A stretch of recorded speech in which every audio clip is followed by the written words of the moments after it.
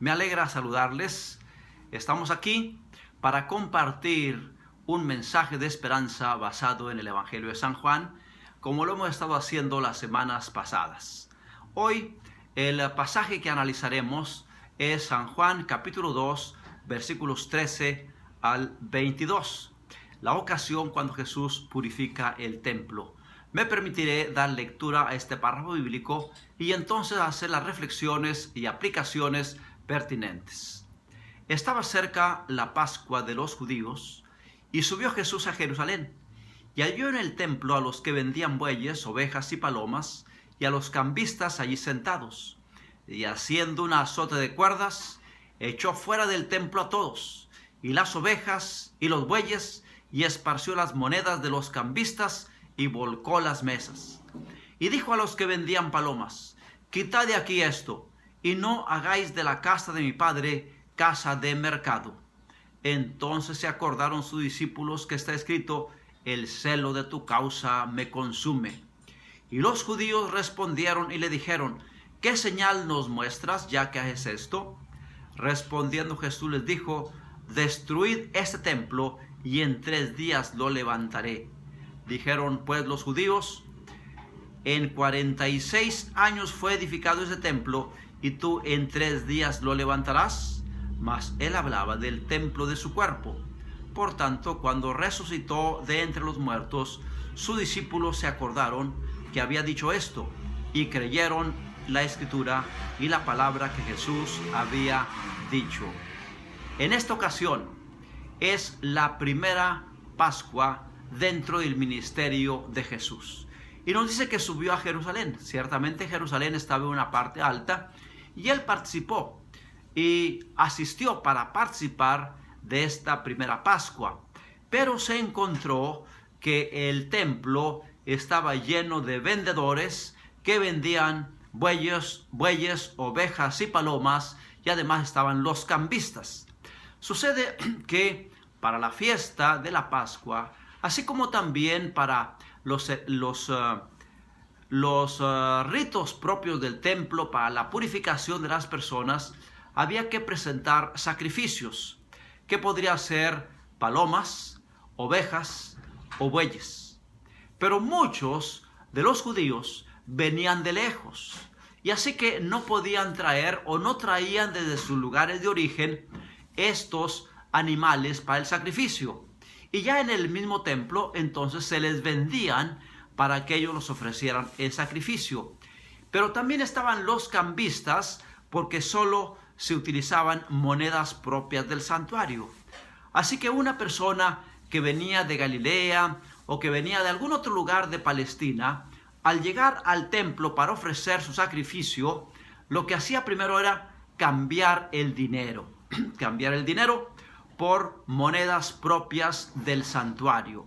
Una vez que tenía ya las monedas propias del santuario para poder negociar allí, entonces iba con los que vendían. Si era una persona muy pobre, pues quizás compraba palomas, 2 palominos. Si era una persona de posición económica mediana, pues compraba quizás alguna oveja. O si era una persona más adinerada, pues compraba algún buey, alguna vaca, en fin. Así que tenía que ir para cambiar dinero y comprar el sacrificio. Pues los sacerdotes, los encargados del templo, habían hecho de esto todo un negocio. Incluso si alguien llevaba su oveja o su paloma, primero la revisaban para ver si es que estaba limpia, si no tenía mancha y podía ser ofrecida como sacrificio. Pero muchas veces incluso alguien se acercaba con su ofrenda. Yo no tengo que comprar nada, ya traigo aquí mi oveja. Pues los mismos sacerdotes le decían: no, esa está manchada. Y allí en forma a escondidas, en forma sutil, le manchaban su ofrenda y le decían: tienes que comprar una de las que aquí vendemos. Era un interés comercial. Los sacerdotes y los encargados del templo habían perdido de vista los sagrados de los sacrificios que representaban a Cristo Jesús, y ahora era puro negocio. Incluso los cambistas lo hacían para negociar, para obtener ganancias, ganancias deshonestas a costas de la religiosidad del pueblo crédulo que llegaba para ofrecer los sacrificios. Las gentes que negociaban con los animales que ofrecían abusaban de ellos, dándolos a precios muy altos, y podían escucharse el regateo y la discusión y el sonido de las monedas y el balido de las ovejas cuando llegó Cristo Jesús a la Pascua. Y observa todo eso, le causa indignación. Y aquí encontramos la primera lección. Jesús actúa en una forma enérgica. Y algunos se preguntan, bueno, ¿por qué no actuó con la mansedumbre de un cordero? Si es el Cordero de Dios que quita el pecado del mundo. Pero Jesús aquí mostró, y esta es la primera lección, en primer lugar, Jesús aquí mostró que Él es también el león de la tribu de Judá, que Él es también el rey. Y en esa ocasión su divinidad fulguró a través de su humanidad. Se impuso con la autoridad de un rey. Hizo sonar, haciendo un azote de cuerdas, echó fuera del templo a todos.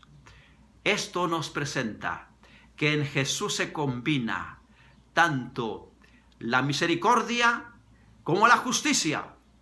Que Jesús ciertamente es un varón de dolores. Es el Cordero de Dios, es un Dios misericordioso, pero también es como fuego consumidor y como jabón de lavadores, que también es justicia. Ahí se combina su poder, su autoridad, su justicia, con su misericordia, con su humanidad. Allí se combina su divinidad con su humanidad. Ya el profeta Isaías había hablado de esto en el capítulo 28 de Isaías, versículos 21 y 22. Nos dice: Jehová se levantará como en el monte Perasim. Jehová se enojará para hacer su obra, su extraña obra. Y todavía advierte: así que no os burléis, para que no se aprieten más vuestras ataduras. Mis hermanos, Jesús allí mostró su realeza, su autoridad, su posición como el león de la tribu de Judá, su justicia, su rectitud, y expulsó a los negociantes, a los vendedores de bueyes, de ovejas, de palomas, y también a los cambistas, haciendo un azote de cuerdas. Los expulsó, volteó las mesas de los cambistas, y la gente se quedó impresionada y atemorizada, huyeron de él. No pudieron resistir a su presencia ni a su voz. Segunda lección: Dios no se agrada tanto de sacrificios sin sentido. Todos esos sacrificios realmente se realizaban ya sin el conocimiento de causa, sin el conocimiento, sin la conciencia de que representaban a Cristo Jesús. Era ya un ritual sin sentido que se convertía en ceremonias rutinarias sin sentido, solo formalismos. Unido esto al egoísmo y a la avaricia de los comerciantes, esto se había vuelto todo un desastre. Jesús vino para poner fin a todos esos sacrificios sin sentido, y entonces Él nos dice que lo que Él prefiere es la piedad y el servicio. En Isaías capítulo 1, versículos 16 y 17, encontramos cómo Él reprende esto de sacrificios y servicios y ritos y ceremonias sin sentido. Dice Isaías capítulo 1, primero el versículo 11. ¿Para qué me sirve, dice Jehová, la multitud de vuestros sacrificios? Hastiado estoy de holocaustos de carneros y de cebo de animales, que no quiero sangre de bueyes, ni de ovejas, ni de machos cabríos. Y luego dice en el versículo 16, lavaos y limpiaos, quitad la iniquidad de vuestras obras delante de mis ojos, dejad de hacer lo malo, aprended a hacer el bien, buscad juicio, restituid al agraviado haced justicia al huérfano y amparad a la viuda. Noten, aquí el Señor se pronuncia en contra de ritos, ceremonias y sacrificios sin sentido, y señala que lo más importante es la piedad y el servicio, ayudar al huérfano, amparad a la viuda, restituid al agraviado, hacer el bien, dejar de hacer el mal. Mis queridos hermanos, una lección importante entonces aquí es también que en lugar de tantos ritos, ceremonias y programas sin sentido, más bien practiquemos la misericordia, practiquemos la piedad, practiquemos el servicio, el ayudar al huérfano, a la viuda, al necesitado. Eso es mucho mejor que sacrificio sin sentido. Y una tercera lección que encontramos aquí es que el templo representa a nuestro cuerpo, o nuestro cuerpo es templo del Espíritu Santo.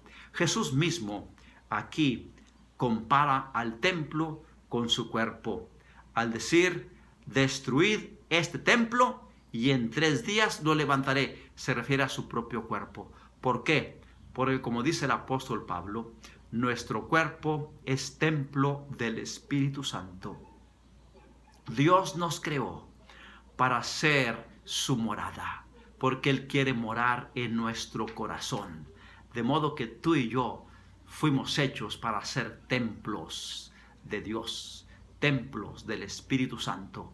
Pero sabes, al igual que el templo de Jerusalén estaba contaminado con los negociantes, con los hombres avaros que querían solamente aprovecharse, abusar del pueblo y obtener ganancias, también nuestros cuerpos como templos han sido contaminados con el pecado, han sido contaminados con el orgullo, con la avaricia, con los placeres del mundo, con con las tendencias humanas, terrenales que nos arrastran al mal. Nuestros cuerpos como templos, también Jesús llega y los encuentra contaminados. Nuestro corazón se ha contaminado por la presencia de pasiones sensuales y de los pensamientos profanos, dice la sierva del Señor. El problema es que nosotros, por nosotros mismos, no podemos purificarnos de esos vestigios, de esos rasgos de pecado que han contaminado nuestro cuerpo como templo del Espíritu Santo. Pero Cristo Jesús llega y Él con su autoridad expulsa al pecado, con su autoridad reprende a Satanás, con su autoridad expulsa los malos hábitos, las malas tendencias, y Él es quien hace la purificación de nuestros cuerpos como templos del Espíritu Santo. Solo Cristo puede purificar el templo del alma. Y mis queridos hermanos, alabado sea el Señor, porque no importa cuán contaminado se encuentre nuestro corazón, no importa cuán contaminado se encuentre este templo que fue creado para ser templo del Espíritu Santo, pero que por el pecado se ha contaminado, Cristo Jesús tiene autoridad como el león de la tribu de Judá. Él tiene poder para expulsar todos esos rasgos negativos, purificar nuestro templo y hacerlo una morada digna de su presencia. Elena de White comenta: al limpiar el templo de los compradores y vendedores mundanales, Jesús anunció su misión de limpiar el corazón de la contaminación y del pecado y de los deseos terrenales. Quiere el Señor que esto se cumpla en tu vida y que el templo de tu cuerpo, el templo de tu corazón, sea expuesto a la influencia purificadora de Cristo Jesús. Jesús llega con autoridad, con realeza, como el león de la tribu de Judá, para purificar el templo de tu corazón. que lo haga una morada digna del Espíritu Santo, expulsando todo rasgo de pecado, toda mala tendencia que te arrastra hacia el mal, que seas purificado por la presencia de Cristo Jesús. Que el Señor te bendiga.